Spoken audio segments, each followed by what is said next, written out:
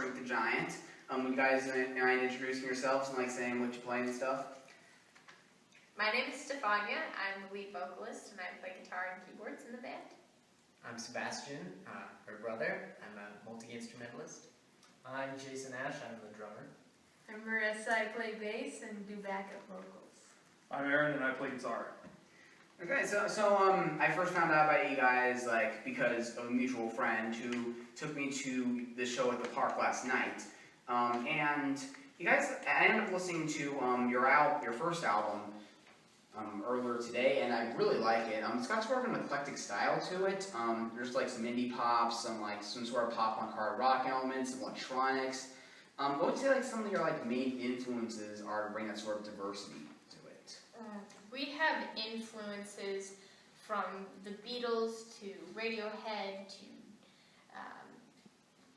Slipknot for Aaron. We listen to such a variety of music that it's hard to pin down any particular influences necessarily, since we listen to so many bands. But bands people have often compared us to are Paramore vocals meets Flaming Lips with MGMT with I don't know. I mean, you mentioned like Metric in your band camp. Yeah, Metric or maybe I don't know, Group Love. That's one you mentioned on your Group Facebook Love. thing. You guys did some covers in that show last night. I feel like maybe you guys could do a Group Love song, maybe Shark Attack or something. Oh, yeah. Yeah, we ought to do a Group Love cover. I love Group Love, especially because they have like Hannah and Christian with the vocals, Sebastian and I could do the vocals. Yeah, and I mean, I can really relate to the whole diverse taste thing because, but see, even then, like when I work on my own stuff, there is sort of like the one person kind of melting pot of like, okay, this song sounds like Weezer, this song sounds like Switchfoot, this song sounds like the Gaslight Anthem in one case. Whereas with like 5 people, or 2 people in case the first album, but yeah, I imagine it's a bit more interesting that way. I guess we could go down the line, like say our personal biggest musical influences. Oh, cool. My personal influences right now, the bands I listen to most are probably anything with Jack White in it, anything Radiohead, Atoms for Peace, anything by Tom York. And I actually just got that Ultra LP, and it's insane. It is insane. It is such a good album. Yeah, but like the holograms and stuff, I know he did things that nobody's else has done. And Sebastian? Definitely Radiohead is on the top there. I like other smaller indie things too. Not to say these are my biggest influences, but I respect Andrew Bird for what he's very similar kind of to me if I were ever to do a solo project, and the Fleet Foxes and other bands to that effect. The band likes to joke around that I always talk about Coldplay. I love Coldplay. Well, you were talking about them earlier, like the first thing you got when you came back from that thing. Yeah. I love Coldplay. I've listened to them for years. Lately, I've been listening to a lot of 21 Pilots as well. Yeah. Aaron introduced them to me, and I love them. So. Yeah, my favorite album of last year, Vessel. It's kind of going on to one of my favorite albums, period. Well, I'm a big jazzer. I come from a lot of jazz background, and I also like bands like Fall Out Boy or Red Jumpsuit Apparatus. I don't know. I grew up on metal, Slipknot, stuff like that. The first band that I actually liked, which I regret now, was Limp Bizkit. That's I don't like to think about that. It's okay. It's over now. That time has passed. We'll erase this from the footage. But as far as now, like Jason said, 21 Pilots, the Alt J has been a big influence. It kind of jumps around. So.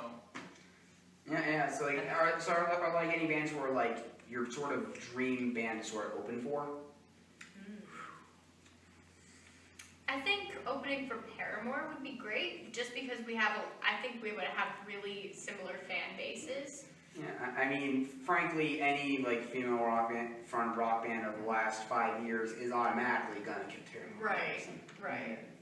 Yeah. I know, like I said, you and Aaron started out as a duo for the first album. How did like the rest of the lineup come into it with like introducing the brother and stuff like that? When we finished the first album, we knew since we played, we're multi-instrumentalists, both of us.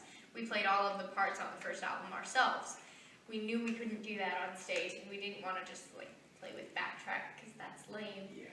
So I had known Marissa for years. She was the bassist in the jazz band at our school and the pianist, and she plays so many instruments. She's just a really talented musician, so it was a no-brainer to ask Marissa to come join us. And we got a drummer, and we actually started, our first show we played with my older brother in Sebastian's place, but then he left for France. So then we dragged Sebastian in, and the band kind of came together. Jason is our newest member. He joined us, 8 months ago? Yeah. And we love Jason. He practices really hard. He had just returned home from Russia, and he hadn't played the set for 2 years. But he worked really hard and he practiced, and he's our drummer now. Yeah, and I know you guys are from Utah, but you sort of shared a story about like how you sort of just grown an attachment to Encinitas and came here because you played a few shows here, and it seems to be mostly. I know you're going to like LA in a little bit, but it seems to be mostly like Utah and some Encinitas shows. Like, where's sort of that connection come from? Encinitas was kind of like it was the place we used to go to when we were little kids, when we would come vacation here. And like 3 years ago, this girl named Amanda from Encinitas reached out to us and said she really liked our music and wanted our album, and we contacted her and we made a connection there, and we played a show for her.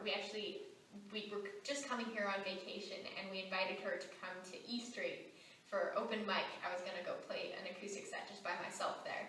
And we met her, and we love her, and she's awesome. And so then we just started a relationship there, and we met more people through her, and we love Encinitas, and we hope to be able to meet more people here so we can start building a bigger fan base and meeting more friends. Yeah, interesting. And it's sort of the inspiration for one of your songs, right? Yeah. Navigation system. Mm-hmm. When one of the lines is, I can taste the salt, so I know that I'm there. That was such an iconic thing for us when in our first years, when we would vacation here, we'd just, come over the hill and you'd see the beach, and it was such a different taste than Utah. Yeah, that song talks about following a feeling inside to go where you need to go, and where we need to go, I guess, is Encinitas. Yeah, I mean, you could take I love my navigation system a bit literally, just like a love song, your GPS thing and all the thing, but, there's a little bit more of a meaning to that if you really take that. Yeah. One thing you've been doing for this show tonight was sort of telling the stories behind each one of your songs, and usually one of the more like emotionally intense one was one that you, Sebastian, sang called Crash. There wasn't quite as much backstory given behind that, but from what you've said, like there's a bit more specific stuff behind that. Yeah, it's definitely very applicable in a lot of situations to a lot of people in many ways. I usually don't pinpoint to a lot of people exactly what the thought process was when they were writing the lyrics. But it did focus around the idea of a car crash. That's where that name comes from, of course. The idea that a man might accidentally kill his family in a sad turn of events, and it's just kind of living with that. You didn't mean to do it, but it's a little bit difficult, and though that might be what sparked the idea of the lyrics, it's very applicable personal situations, and perhaps if you've made mistakes and it's kind of eating away at you, but you want to kind of make that right and face up to that. Because a lot of your songs, like from how you detail it, there's a lot of like personal struggle and like somewhat religious elements, but not in a beating you over the head with it kind of way, which I can really respect by the way as a person. So you released this first album in 2012, and you've learned a lot of songs now from your second one, which is coming out later this year. I know nothing's like officially come out from it yet, but could you like give some details as like maybe release date or just like or single release or anything? Yeah, we want to release a single from the album, hopefully at the beginning of September. That'd be on Southwalk, right? That would be Southwalk, yes. We're doing a really crazy music video for that one. It's gonna be wild. So we wanna, as soon as the music video is done, we'll release that single, and the tentative date we have set for the album release is September 27th. Okay. Cool. I mean, I'm pretty sure the 30th is the Tuesday, but I mean, if you're, I mean, your rules. Okay,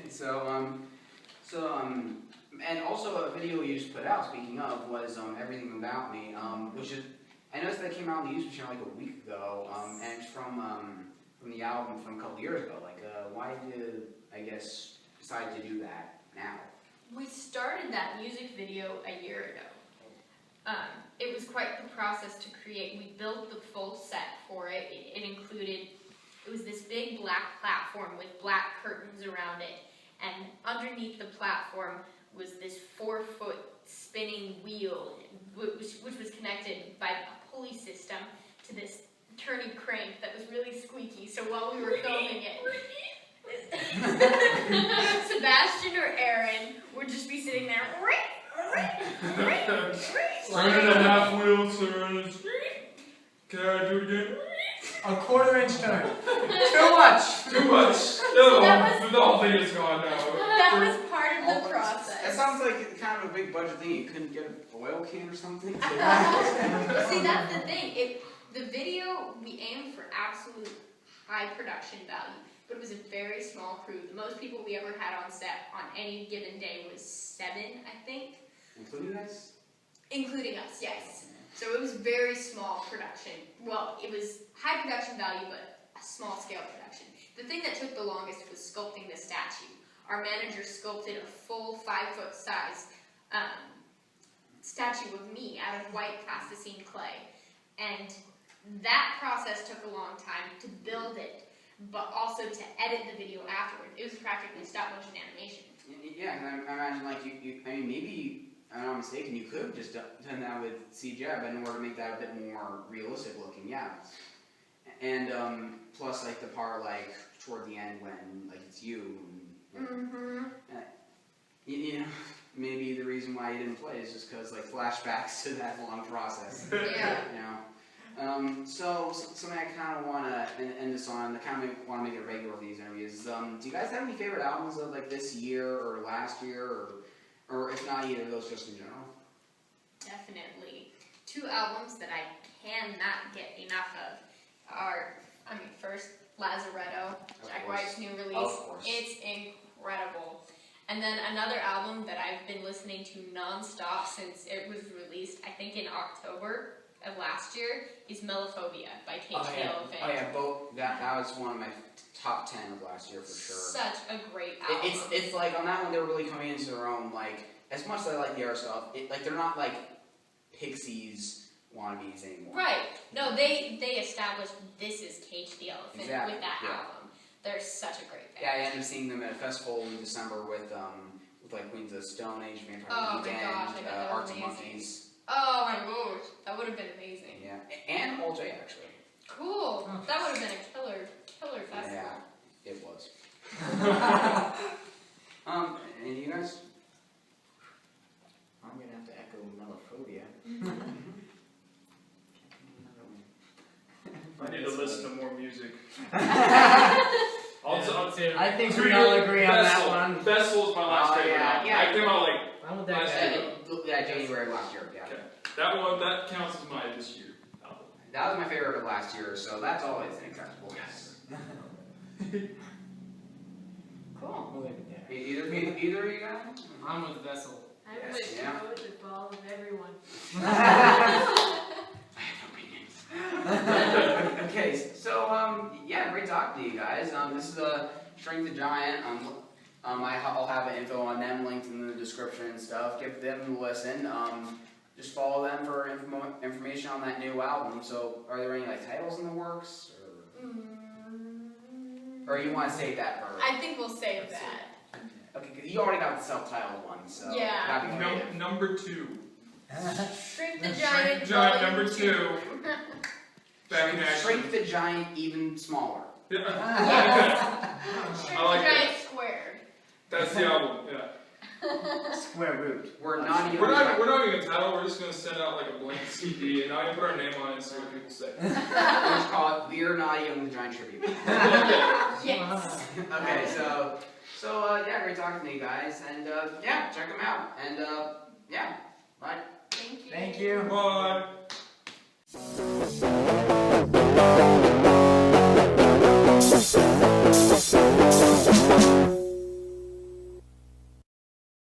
And camera's rolling. You ready, or I can pause? Go ahead, anytime. Okay, and it's rolling.